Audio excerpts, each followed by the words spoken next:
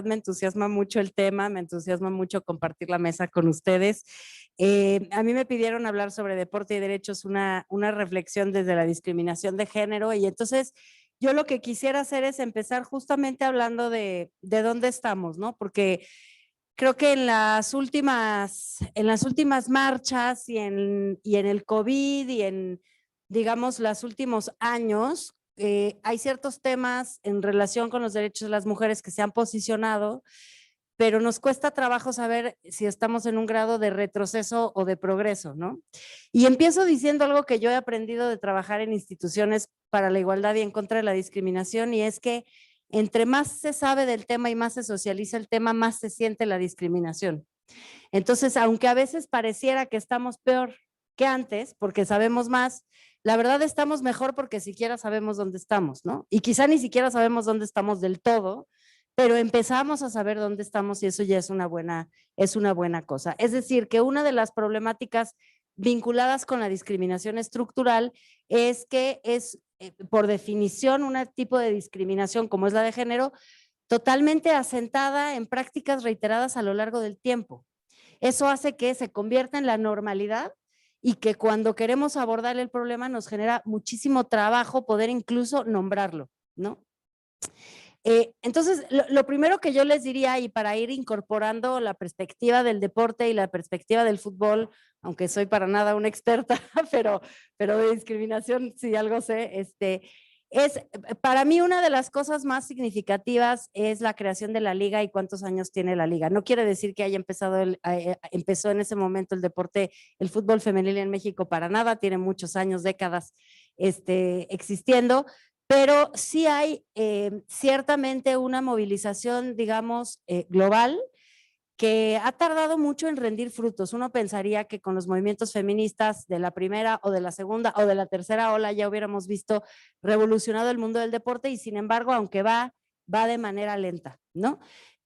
La FIFA hace unos pocos años estableció como un requisito para jugar en un mundial que tuvieran los equipos, que existieran en los equipos de primera división una liga femenil que pudiera jugar a la par con los hombres, a la par todavía no estamos ahí, pero bueno, siquiera que exista, y eso fue lo que motivó, ¿estoy en lo correcto? Sí. Eso fue lo que motivó a que se creara la liga femenil. Quiere decir que no fue una iniciativa, digamos, de las autoridades en México ni de los clubes, sino realmente una imposición de la FIFA. Entonces, para mí es muy significativo este acto porque muchas veces vuelvo a situarnos en la discriminación de género y su vínculo con el mundo del deporte, pero muchas veces el cambio no viene de donde esperamos que viniera. O la gran pregunta siempre en materia de discriminación es, ¿quién va a mover hacia adelante los derechos? ¿Por qué? Porque finalmente la discriminación son relaciones desiguales de poder. De eso estamos hablando cuando hablamos de discriminación, de grupos privilegiados frente a grupos discriminados. ¿Qué es lo que se están peleando o qué es lo que está en juego? El poder económico, el poder político, el poder de la narrativa pública, el espacio público, el espacio en televisión, etcétera, ¿no? Entonces, decimos también en el marco de derechos, pues nunca, los derechos no se obtienen por la vía fácil, los derechos se pelean, se luchan y se obtienen después de muchos años y de mucha movilización. Pero no siempre la movilización rinde el fruto, digamos, inmediato o más evidente, ¿no? A veces los cambios vienen por lugares inesperados. Entonces, lo que creo que nos muestra un poco esta realidad del deporte y cómo lo vinculo con cómo está la agenda de derechos humanos de las mujeres en México, es que justamente, a pesar de que en México hay un movimiento feminista vigoroso, plural, lleno de discusiones, lleno de variedad, de diversidad de opiniones y de puntos de vista, y que crecientemente ocupa el espacio público, como lo hemos visto, y por ejemplo que obtuvo grandes ganancias en materia de política. Tenemos paridad ahora en paridad en todo, pero ya hace 4 años tuvimos nuestro primer congreso paritario, nuestro primer senado paritario. Esa no es una victoria tan común en ningún otro país del mundo. O sea, realmente significa un avance significativo en términos de logros políticos de las mujeres. Y por otro lado, pues a los clubes de fútbol no se les ocurría por sí mismos llegar y crear la liga femenil, ¿no? ¿Por qué ocurre esto? O sea, ¿cómo es que nos podemos organizar para tener paridad en los órganos de decisión política y no nos es tan fácil que se creen las ligas femeniles de otros deportes, ¿no? Porque también faltan otros deportes por avanzar. Pues ocurre justamente porque cuando estamos hablando de relaciones desiguales de poder, siempre estamos hablando de un grupo privilegiado frente a un grupo que no tiene los derechos mínimos, ¿no? O que no tiene acceso a los derechos. El grupo privilegiado que hace suele defender el espacio que tiene y suele responsabilizar al grupo discriminado por la situación de discriminación en la que se encuentra. ¿A qué me refiero? ¿Por qué no hay equipos femeniles o por qué no juegan en el estadio? Ah, porque no lo llenan. Porque no son competitivas comercialmente, porque no es tan interesante, porque la verdad a nadie le importa el deporte femenil, entonces ¿para qué? ¿No? Entonces, lo que les quiero decir es que es una dinámica típica de la discriminación. No es distinto a la razón por la cual en la encuesta nacional sobre discriminación en el 2017, 3 de cada 10 personas dijo que los indígenas eran pobres por su cultura. O sea, no es culpa de que las escuelas rurales son deficientes, que el sistema educativo no invierte lo suficiente, que somos un país centralista, que somos un país que durante mucho tiempo no protegió las lenguas indígenas, que estamos más fincados en el pasado indígena que en el presente. Todo eso que es estructural, el racismo a la hora de contratar, en fin, ¿no? Les puedo seguir diciendo, todo eso no es lo que causa que las personas indígenas vivan en pobreza. Lo que causa que vivan en pobreza, según esto, es que las personas sean indígenas. ¿Sí me explico? Es un ciclo prototípico. O, por ejemplo, cuando se dice los ninis, ¿se acuerdan de los ninis? De ese concepto de las personas jóvenes que no estudian y no trabajan. Entonces, había todo tipo de teorías. Es que los ninis ya se los imaginaba uno como unos chavos sentados en un sillón viendo la tele que no quieren hacer nada, ¿no? Esa era como la imagen que circulaba. En realidad, cuando hicimos la encuesta sobre discriminación, nos dimos cuenta que 9 de cada 10 ninis eran mujeres, primero, cosa que no sabíamos, y eran mujeres que estaban en casa haciendo tareas de cuidado porque el Estado no tiene una política de cuidados. Ah, pero no, los ninis por flojos, ¿no? Ni siquiera caracterizamos bien al grupo al que estamos estigmatizando. Entonces, lo que les quiero decir es que el avance paulatino en la obtención de derechos, y el mundo del fútbol no es ajeno a esto, es un avance que se da teniendo que comprobar a cada paso, primero, que el grupo discriminado no tiene la culpa ni la responsabilidad de la situación en la que se encuentra. Segundo, que no hay otras 358 razones por las cuales no queremos avanzar en los derechos. Un caso ejemplificativo muy bueno de esto son las trabajadoras del hogar. Cuando llegábamos con las autoridades a decir, oigan, es que la seguridad social, porque es un trabajo, porque no tiene por qué no ser un trabajo formal, nos decían, no, porque no es un trabajo, porque en realidad es que están en la casa, es que en realidad las queremos como de la familia, pero es que en realidad vas a quebrar al IMSS, pero es que no se puede cuantificar, es que sus patrones no son empresas. O sea, siempre hay razones por las cuales no queremos que ciertos grupos accedan a los derechos, ¿no?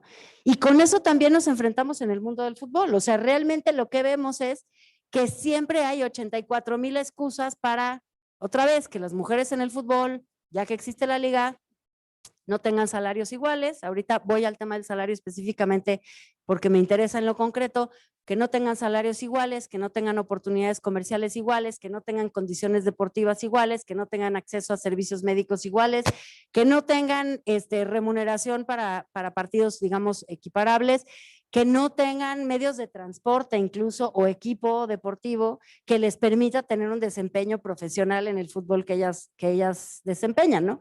Entonces te preguntas, si la inversión es menor, las oportunidades son menores, la exposición es menor, ¿en qué momento ya sí están en condiciones de sí tenerlo? Pues nunca, nunca, porque siempre que haya recursos se van a invertir en las personas que ya tienen el privilegio. Otra vez, las relaciones de discriminación son relaciones desiguales de poder. Y quien tiene el poder quiere perpetuar teniendo el poder.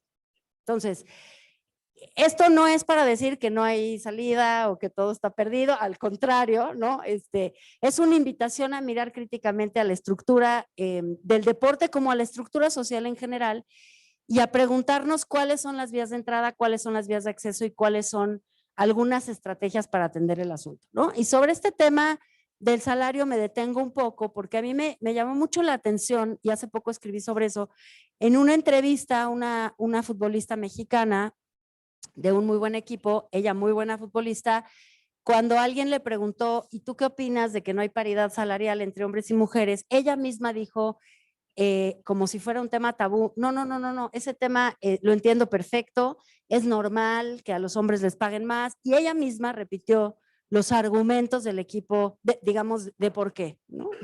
Y es muy contrastante con lo que acaba de pasar en Estados Unidos, que después de varios años de litigio, el equipo estadounidense de fútbol que compite en el Mundial, el femenil, demandó bajo una legislación que habla acerca de la paridad en el deporte entre hombres y mujeres y la paridad salarial, demandó ante cortes federales a la Federación Estadounidense de Fútbol y ganó. Y no nada más ganó el salario de ahora en adelante, sino ganó una compensación retroactiva por el tiempo que jugaron y que no les pagaron de manera equitativa, como una suerte de reparación, ¿no? Por el tiempo que ellas no tuvieron ese salario igualitario, ¿no? Entonces, a mí me parece que es muy contrastante, y con eso no quiero decir que las futbolistas mexicanas no sean tan capaces, tan combativas, tan rebeldes y tan articuladas como las estadounidenses. Nada más, lo que quiero decir es que las luchas se dan también cuando se abren ciertas oportunidades y cuando se percibe también que no va a haber ¿cómo se dice? Un retroceso al llevar a cabo la lucha, ¿no? Creo que una de las cosas con las que tenemos que enfrentar es que la existencia relativamente reciente de la liga todavía tiene a las jugadoras en una situación de cierta percepción de vulnerabilidad. Creo que también el propio proceso de llegar y el propio proceso de ser recibidas por los equipos de una forma tan discriminatoria contribuye a, digamos, que no estén en el lugar del nivel combativo que están las estadounidenses. Y ojo, yo no sé, y quizá tú lo sabes, pero yo no sé de otro equipo que haya hecho esto que hicieron las estadounidenses. Creo que es un precedente a nivel global, ¿no? Y entonces, ¿qué es lo que va a hacer que cambie el tema de los salarios? Que deje de ser un tabú, que las propias jugadoras se atrevan a decir, oigan, no es justo, o sea, no se vale que nosotras estemos ganando menos. ¿Qué es lo que hizo que las trabajadoras del hogar pasaran de tener una percepción en el 2010, no tan lejana? En el 2010 las trabajadoras del hogar en la encuesta sobre discriminación no percibían la falta de seguridad social como un problema de derechos, como un problema propio, y en el 2017 ya lo percibieron, ¿no?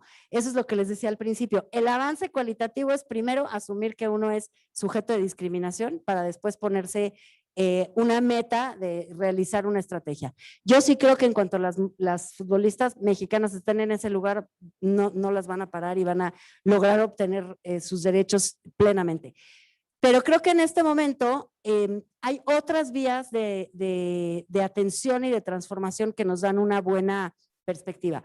Una de ellas es sin duda la FIFA, ¿no? Otra vez, la FIFA como el órgano regulador y también un órgano cuestionado por muchas otras cosas, pero que sin duda ha tenido que crear instancias de derechos humanos. Hay un organismo ciudadano de derechos humanos conducido hasta recientemente, no sé si sigue, por una mujer directora de una organización que se dedica a la defensa de los derechos humanos y que pues ciertamente ha logrado que haya ciertos avances, y un par de oficinas adentro de la FIFA que han ido adquiriendo poder, tanto la Oficina de Igualdad y No Discriminación como la Oficina de Género, ¿no? Entonces, las directrices de la FIFA son sin duda, y sé que está en el programa el tema, son sin duda un avance hacia adelante y van a irse volviendo cada vez más exigentes. Hago una pequeña pausa para decir, las exigencias de la FIFA no solo son en materia de género. También son, por ejemplo, en materia de accesibilidad a personas con discapacidad en los espacios. También son en relación con los insultos racistas en los partidos. Desde luego, también el combate a la homofobia, que bien conocemos en México, el grito y toda esa problemática. Entonces, la FIFA sí está incorporando algunos estándares. ¿Es temprano o es tarde? Yo creo que es tarde. Llevamos teniendo instrumentos internacionales de derechos humanos durante años y se supone que los deportes deben de ser un espacio de convivencia y de diversidad, pero bueno, está llegando. Entonces la FIFA va a ser una fuerza. La segunda fuerza que yo identifico va a ser el sector empresarial. El sector empresarial, que tiene una relación muy cercana con el fútbol, porque mucho del patrocinio y de los recursos vienen de ahí.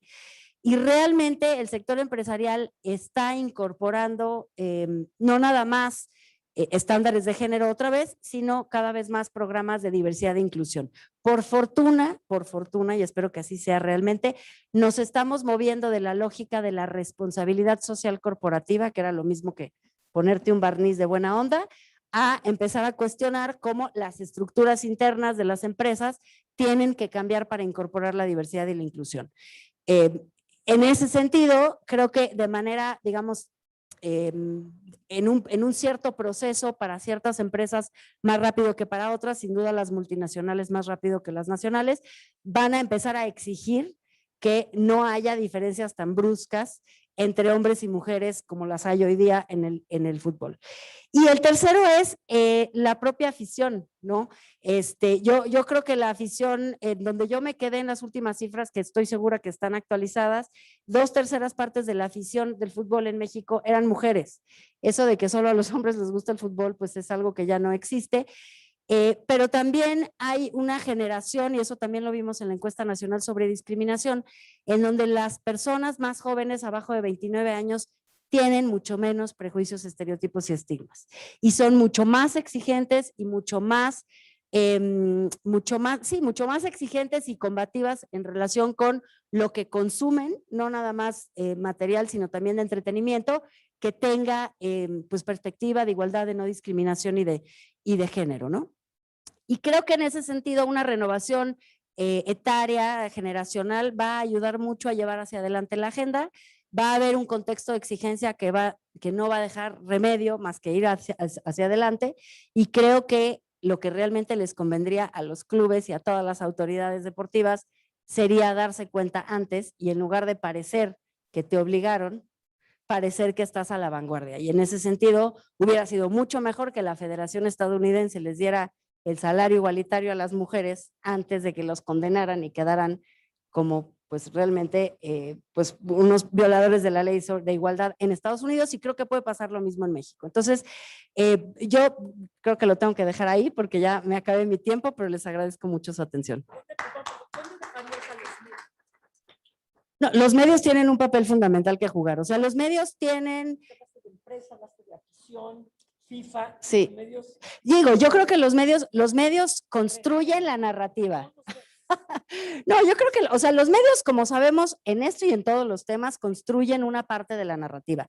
No son los únicos responsables de la narrativa, y eso sí creo que hay que dejarlo muy... O sea, a ver, la discriminación es un agua en la que nadamos. Está en la calle, está en la escuela, está en los medios, está en las relaciones laborales, está en todos lados, en las familias, ¿no? Es sistémica, pero además es como el aire que respiramos, o sea, está en todos lados. ¿Qué hacen los medios? Por un lado, recoger la información, pero por otro lado, suelen, no todas, no todos desde luego, suelen repetir los prejuicios y los estereotipos. ¿Qué espera la audiencia que yo diga? Pues que qué guapas las jugadoras, ¿no? ¿Qué espera la audiencia que yo diga? Un insulto homofóbico al que jugó mal. O sea, esa es la relación entre medios y opinión pública, es muy difícil, y yo he encontrado que en fútbol todavía más que en otras cosas, porque es una relación como muy visceral. Si el medio no dice lo que la afición espera, la afición se enoja, y entonces el medio, siento, sin ser una experta en el tema, siento que los medios todo el tiempo están midiendo.